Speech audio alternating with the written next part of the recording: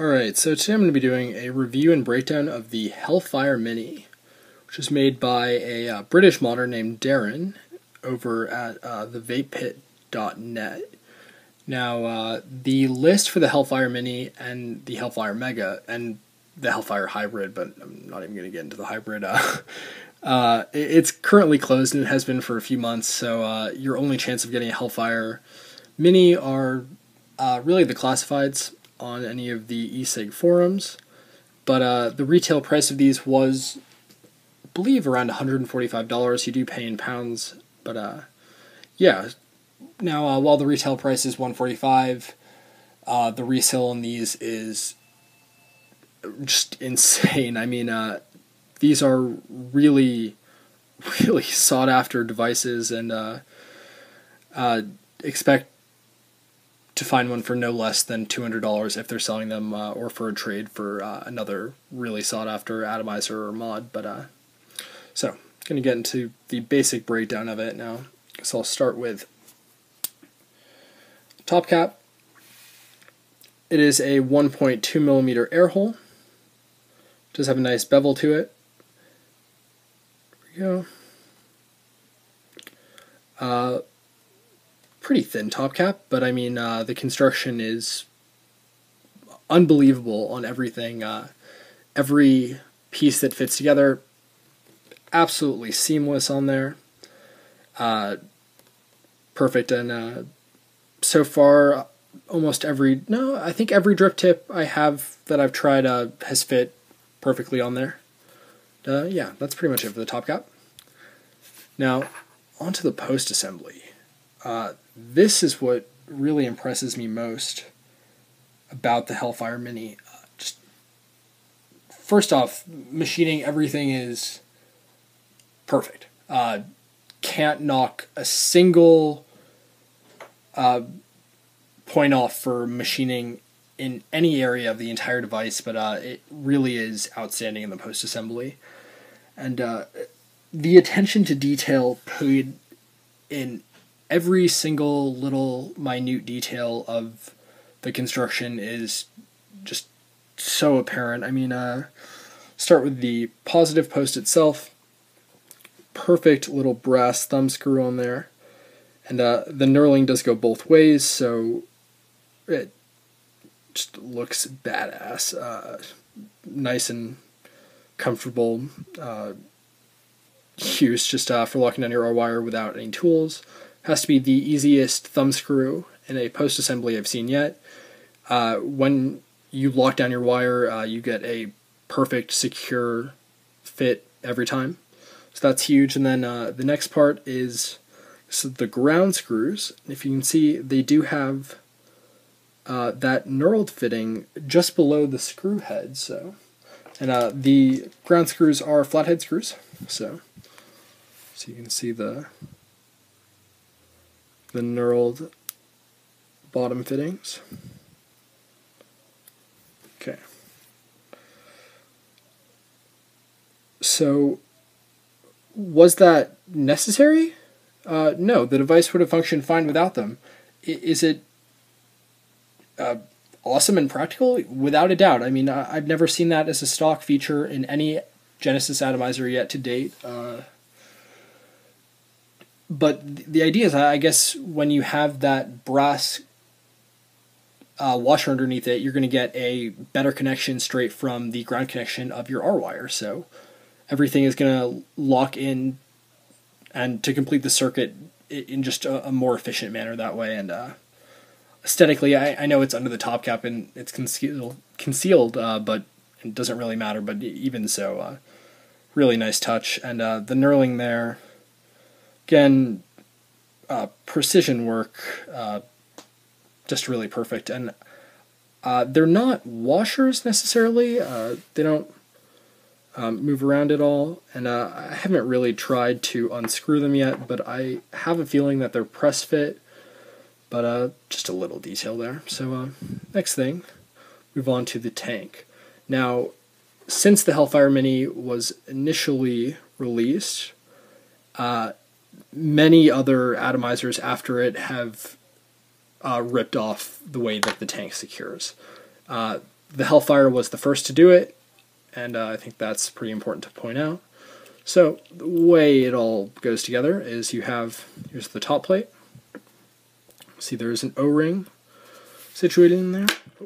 Ooh, bad noise. Alright.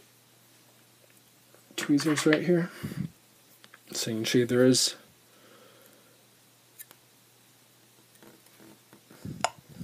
pops right out.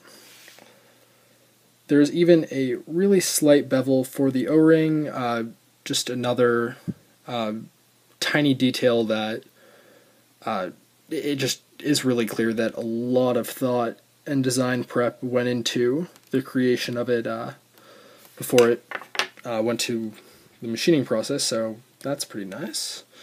Okay, O-ring sits in there. That's the top plate, and you can see the O-ring doesn't obstruct any of the holes, obviously. And then, okay, so we have the top plate. And here's the rest plate. Grabbing everything together. Stupid. Alright, so here is the 510 connector, the bottom of the tank, and the positive post assembly.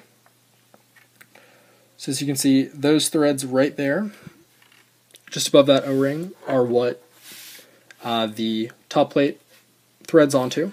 So you have a nice firm ground connection. Then the O-ring obviously to seal off the positive post, which is important. Then in the bottom, you have another O-ring just as you did in the top cap, or in the top plate rather. Tank slides on. Top plate goes on. And nice, perfect seal.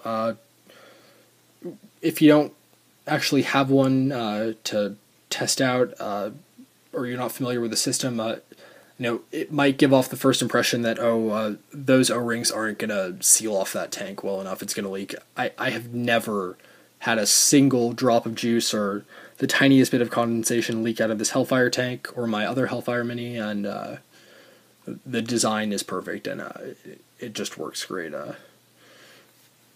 I can't really fault it for anything there. So that's that. Then next thing, as far as tank capacity, it's a tiny little device. Outer diameter, let's double check. I believe it's 16 millimeters or right around there.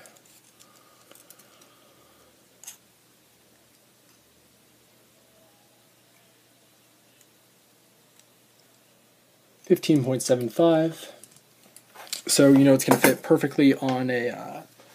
Looks great on the Sturmod, the Timon, the G16, Piccolo. Tiny little device. It's minuscule. So subsequently, it is going to have a pretty small tank capacity, but I'm going to double check that here right now. So 1 second, I'm going to fill up my syringe with 2 milliliters of water. One moment.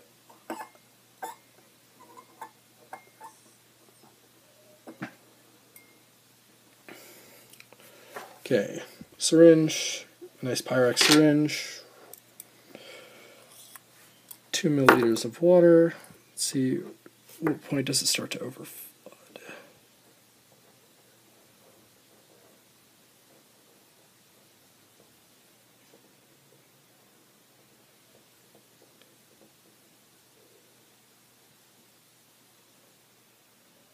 So without a wick in there, up to the fill holes, I got a solid 1.75 milliliters of water in there. So with a wick, it's probably going to take a rock solid 1.5 milliliters. So tank capacity, that's not so bad. I mean, if I was trying, I could probably burn through the tank in 30 minutes or so, but not bad. And on to the next thing. As far as performance, the wick holes are, just checked, they're 1.9 millimeters, and it is set up with 2 ground posts and 2 wick holes. So the idea there, the device is really intended to be used with a U-wick for maximum performance, or dual wicks and dual coils. But so far I've ran a few U-wicks, and to be totally frank, I'm just garbage at rolling them and wrapping the coils, so I have kind of cheated and I've just used a single wick, and it wicks well. It doesn't wick like a 3.5mm wick hole is going to, but I can't knock the device for that. That it's a tiny little atomizer, and the 1.9mm wicks are more than adequate if you run a U-wick. And the fact that I haven't honed my U-wick making skills is more on me than on the device itself. But the few that I've gotten to fire up nicely without any kinks in the U or any hotspots have wicked perfectly. I mean, I haven't had any real issues. Now, they do come with these little I don't really know what to call it. It's just a little rod that fits into your fill and wick holes to close them off. Personally, I don't use a fill screw or anything of that nature in my Genesis devices. It just inhibits the wicking. And, I keep them vertical throughout the day anyway, so it doesn't really matter. But they're included, and Darren does send it with 2 of them. So there you go. So you can seal off your unused holes as you're going. Yeah, that's pretty much it as far as the basic construction. Last thing, the 510 obviously has an integrated 510 brass contact, which is an update from the Rev 1 of the Hellfire Mini. And then one final detail that I forgot to include is the slightly beveled center post, which is such a tiny detail, but I'm assuming the intention was to just reduce the volume of the center post to get bigger tank capacity. But I mean, I haven't seen that done on any other Genesis devices, and it's a nice touch. It's a tiny little addy, and every 1/10 of a milliliter counts, I guess, and yeah. So that's pretty much it for the construction. So next up I'll do a little demonstration with it, but yeah, enjoy.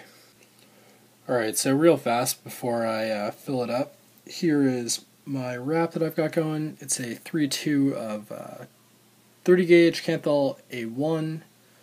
It's probably ohming out at around 0.8. I haven't checked it, but fires nice and evenly. And relatively instantly.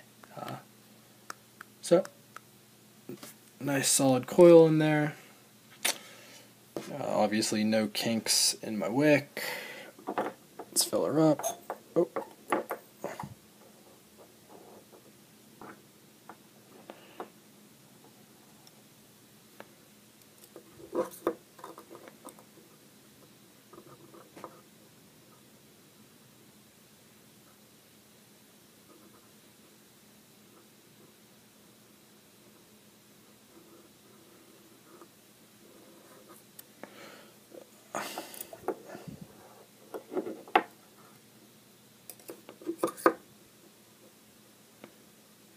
And we're good to go.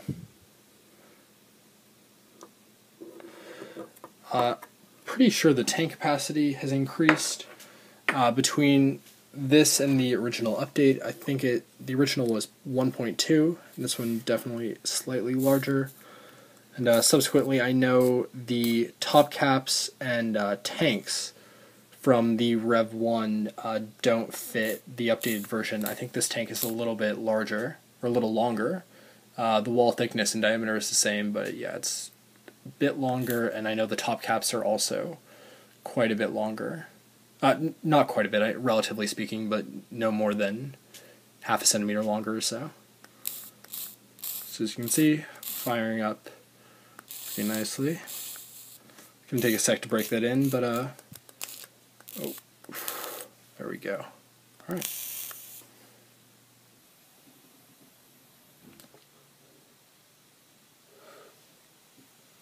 Alright, so taking a few drags since I wrapped this coil, but so far wicking more than adequately. I haven't gotten too many gnarly dry hits. I do tend to keep it at a little steeper of a tilt than I normally would, but As far as the actual performance, the vapor chamber on this, it has to be among the smallest of just about any other device out there right now. So subsequently, the throat hit really is outstanding, and probably the best throat hit off of any other device I have. The Mini did, it's right up there with it, but really solid from that angle. And also with the, I'm probably going to keep this top cap, the Airhole there, stock. The draw is tight relative to what I'm used to, and my standard now is around 1.5 millimeters or 1/16 of an inch. But I don't mind the tight draw. It's kind of a nice change from what I'm used to, but overall, really, really well performing device. I guess the one big issue I had with it, which is nothing, it's just that the first time I got it, and this happened to a friend of mine who got one the same week that I did from Darren, it both like so eager to set it up, just got it right out of the box, put a coil in, started vaping, and it was filled with machining oil, the inside of some of the stainless steel parts, so I had to disassemble everything and boil it just to clean it all out. So just be warned, if you're on the list and you have one coming, definitely give it a nice thorough wash before you start vaping on it, because machining oil doesn't taste great, and I can't imagine it's too safe to be consuming. But anyway, a couple of last points about it. The finish is a really nice, kind of soft machined finish. Is a damn perfect match on the Caravella, and the grain is actually slightly finer than that of the Caravella, but it's close enough. No gap, obviously. Outer diameters are off, but the step there, kind of like it aesthetically with a step at the tank. Good look, good feel to it. Overall, really happy with it. Performance, the flavor, and the throat hit really are what shine most about this device to me. So throat hit, solid 10 out of 10. Flavor, gonna give it a solid 8.5, 9 out of 10. Vapor production with a stock wick and Airhole, probably 6 or 7 out of 10. I mean, my standard there is going to be skewed because I'm used to garishly oversized Airholes, but it's nothing to scoff at, I'd say, as is. As far as ease of setup, the Wick is definitely an advanced Genesis technique. It's going to take some time to perfect, for me at least. I know there are a few good tutorials out there as to how to set them up, but it's not as easy as I was hoping it'd be. And the top plate is pretty small, so you do have to be you have to proceed with a little bit more finesse than you would with a standard 20 millimeter top cap atomizer, where you have a little bit more real estate to work with. So ease of use, probably a 5 out of 10. It's not the easiest device to set up, but it is a advanced Genesis atomizer, I'd say, if you want to classify it as such. But if you have a Hellfire, chances are it's not your first Genesis atomizer. They're not easy to come by. People who have them typically love them and don't put them up for sale very often, and when they do, they are quite expensive. So if you can get your hands on one, I would definitely suggest it. Great little Addy, and so that's it. I'll take a couple more drags and then I'll call it a review.